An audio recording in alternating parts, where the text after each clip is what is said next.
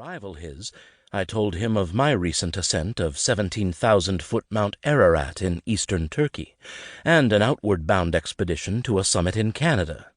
When hearing those, his mood shifted noticeably, and his face took on a gleam of seriousness that I misinterpreted as respect. He pursed his lips, as if debating with himself. He guzzled yet another beer. I detected a slight nod of his head, as though he'd reached an internal decision.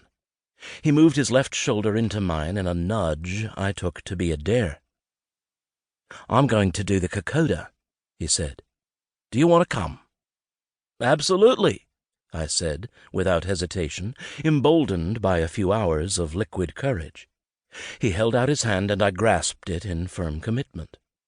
Wentz gave a warning smile to Janice, who simply laughed. This kind of rash behavior was not surprising to her. "Agreed, then." A smirk in Monk's eyes cemented our quest. There was just one thing I wasn't 100% sure about. "What's the Kokoda?" I asked. Monk played to my ignorance.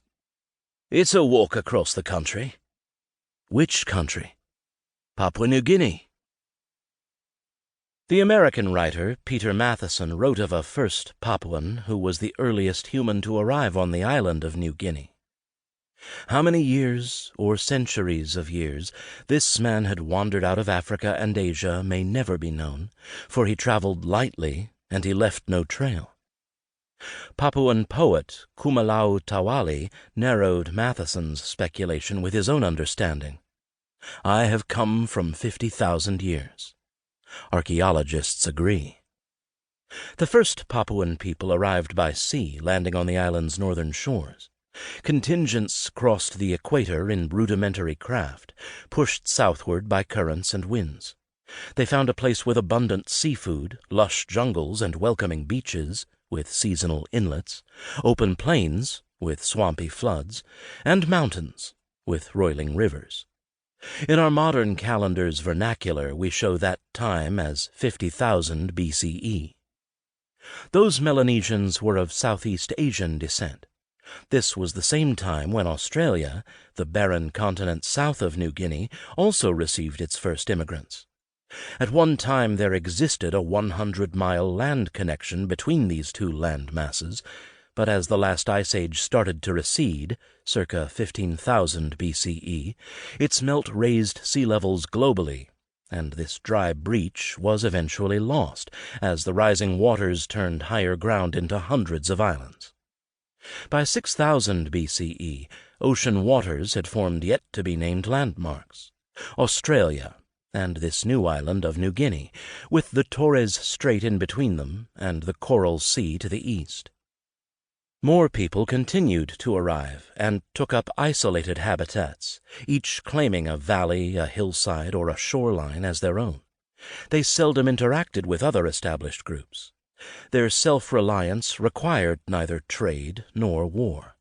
The island became home to highland cliques as well as jungle clans and coastal dwellers, each tribe developing its own parlance and subsistence lifestyle.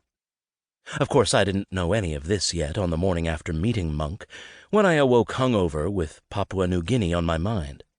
Sipping coffee brought a first reference point. I remembered a thick, flavorful brew with a nice reputation sourced from that country. My scant knowledge about the place was frankly embarrassing.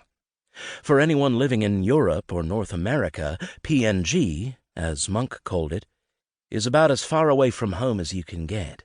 It is tucked unceremoniously above Australia. After World War II, it was largely ignored in world affairs, unless a foreigner went missing or an explorer mentioned a lost tribe. Forgotten, perhaps, but not gone. I wondered about the country's people. What brought them together as a nation? I could not visualize their flag, nor their music. No native language came to mind. My next thought was of Amelia Earhart. Hadn't she made her final takeoff from there, never to be seen again? Into my thinking crept the name Rockefeller. The son of a famous U.S. governor went missing in New Guinea in the 1960s.